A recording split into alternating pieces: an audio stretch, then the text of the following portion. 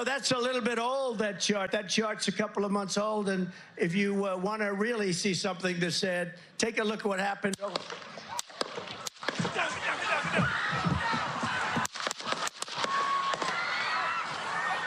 Following the horrific shooting at a Trump rally in Butler, Pennsylvania, political figures from all across the globe have expressed alarm and outrage. Justin Trudeau, the Prime Minister of Canada, voiced his shock and emphasized the seriousness of political violence. "I'm sickened by the shooting at former President Trump," tweeted Trudeau. "Political violence is never justified. My sympathies go out to the former president, everyone in attendance, and all Americans." As officials responded to the event, this attitude was expressed throughout the political spectrum. Now, the act of political violence is being condemned in our own country as well. Prime Minister Justin Trudeau releasing a statement, "I'm sickened by the shooting at former President Trump. It cannot be overstated. Political violence is never acceptable."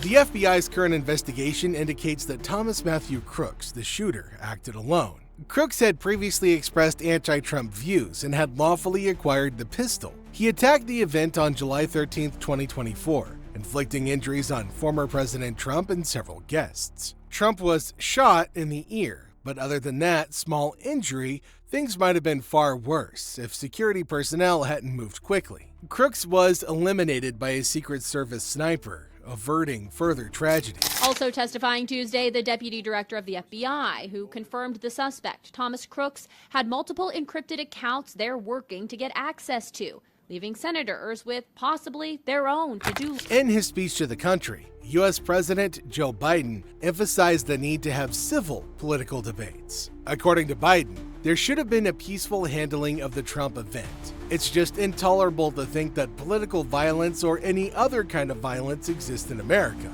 Along with disclosing that he had talked with Trump, he assured the public that he would continue to monitor the investigation's development. Other politicians, like Pierre Poilievre, the head of the coalition Conservative Party, denounced the violence and expressed pleasure that Trump was safe after the incident. He said, "I vehemently denounce the assassination attempt on former President Trump today. Democracy has to win out." And from Conservative leader Pierre Poilievre, "I condemn in the strongest of terms the attempted murder of former President Trump."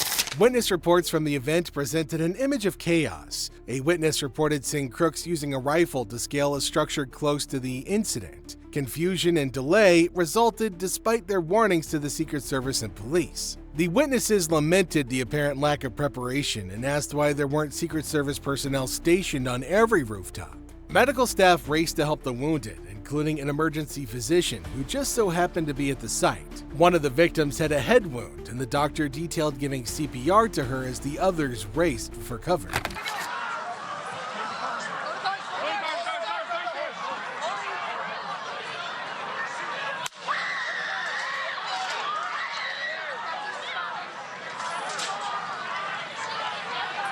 The FBI is investigating Crooks' motivations, looking through his electronic devices and speaking with witnesses as the probe goes on. A wider conversation over the effectiveness of security protocols at political gatherings and the rise of political violence has been sparked by this episode. The goal of the FBI's investigation into the shooting at the Trump rally is to understand the account fully. Technical experts have gained access to Crooks' phone and other electronic devices in an attempt to uncover information on his intentions and any possible ties to bigger organizations or conspiracies. In addition, the agency is analyzing images, videos, and digital media tips from the site to reconstruct the events that preceded the incident. So, Senator, when we post up, our methodology is to look at things that can see in on our protectees.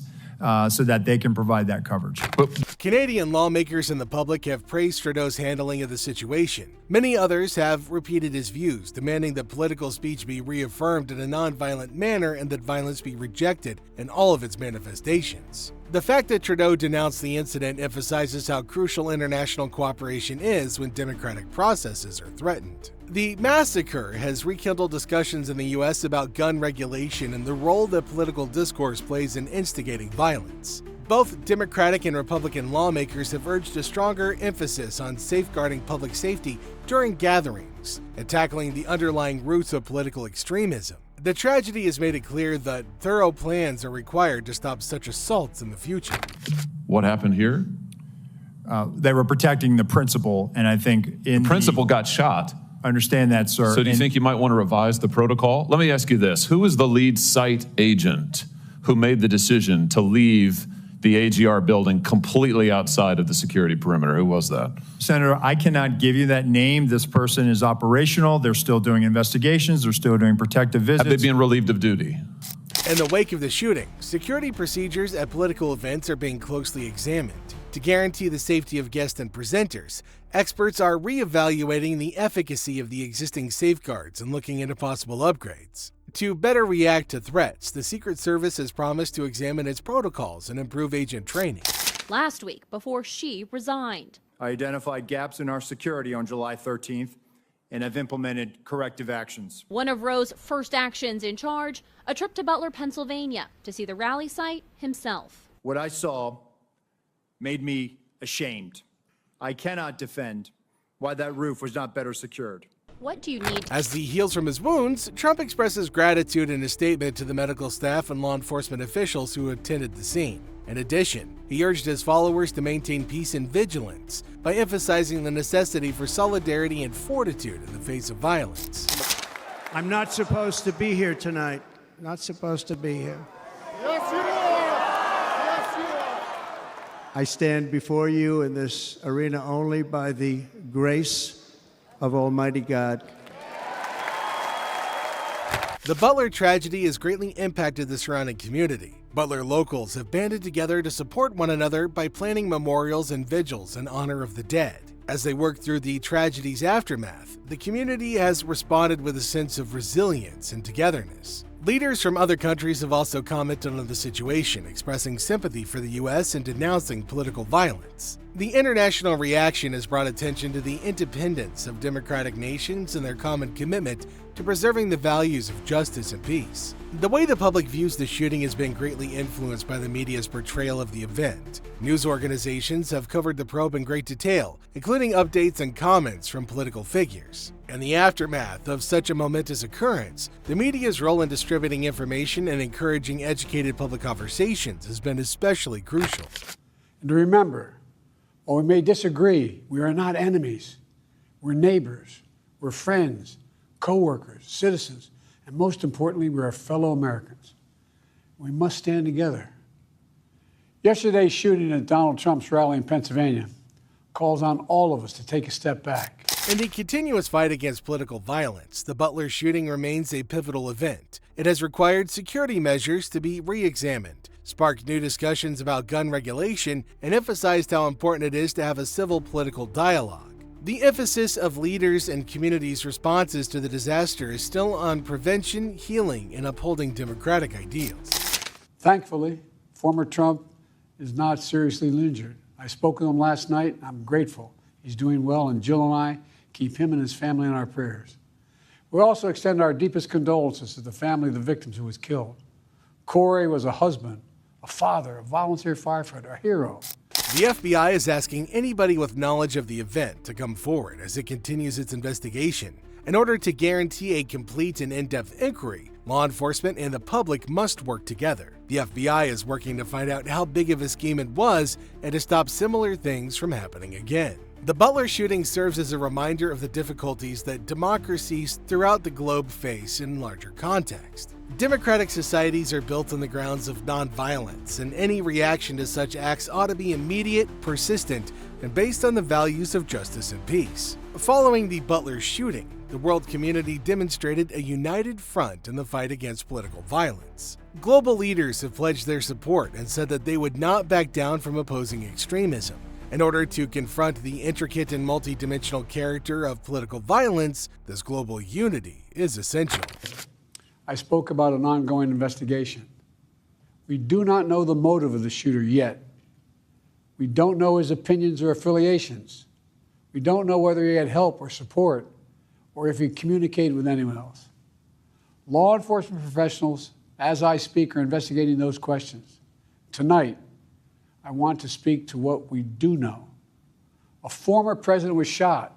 In the wake of the shooting, Trudeau's leadership has been typified by an appeal for perseverance and solidarity. His denunciation of the assault and insistence on nonviolent political dialogue are well received by Canadians and people throughout the world. His answer is a perfect example of how political leaders lead their countries through difficult times. The shooting in the U.S. has spurred a national debate on the status of political speech and the measures required to guarantee the security of public gatherings. Legislators, security professionals, and community leaders are conversing to create plans that tackle the underlying causes of political violence and advance a peaceful society. Exercising his freedom to support the candidate of his choosing.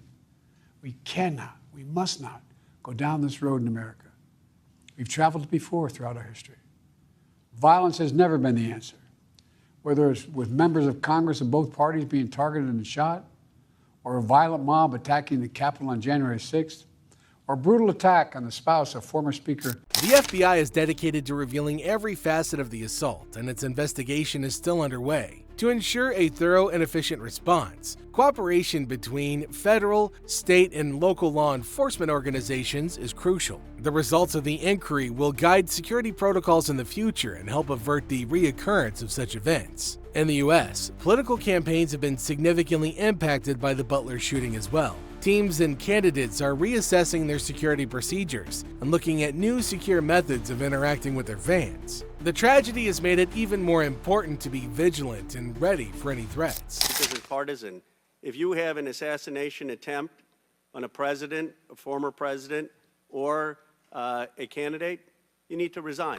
Resilience and healing continue to be the key topics of discussion as the country works through the Butler shooting incident. Local leaders are highlighting the value of togetherness in the face of hardship, and communities are bonding together to help one another. The way that democratic countries have responded to the shooting is evidence of their tenacity and resiliency. Pleas for togetherness and condemnation of the attempted murder of former President Trump at a rally have echoed across the political scene. Political violence is unacceptable, as leaders like Trudeau and Biden have emphasized, and the inquiry into the incident aims to determine the entire extent of the assault and stop such incidents in the future. As the story comes to light, the event serves as a sobering reminder of how crucial it is to protect democratic processes and the people who take part in all of them.